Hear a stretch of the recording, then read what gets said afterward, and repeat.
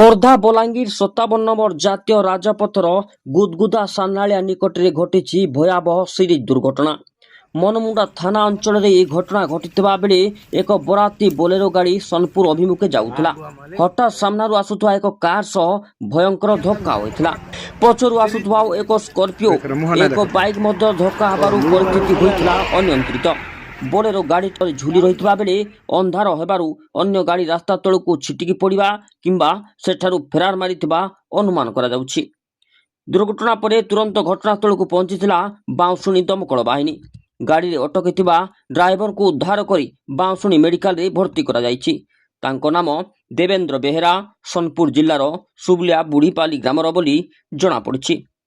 ଚମତ୍କାର କଥା ହେଉଛି ଏତେ ବଡ଼ ଦୁର୍ଘଟଣା ସତ୍ତ୍ୱେ ଅନ୍ୟ କାହାରି ଗୁରୁତର ଆହତ ଖବର ମିଳିନି। ତେବେ ଦୁର୍ଘଟଣାର ସଠିକ୍ କାରଣ ଏପର୍ଯ୍ୟନ୍ତ ଅସ୍ପଷ୍ଟ ରହିଛି। ଖବର ପାଇ ଘଟଣାସ୍ଥଳରେ ପହଞ୍ଚିଛି ମନମୁଣ୍ଡା ପୋଲିସ ଓ ଆରମ୍ଭ କରିଛି ତଦନ୍ତ।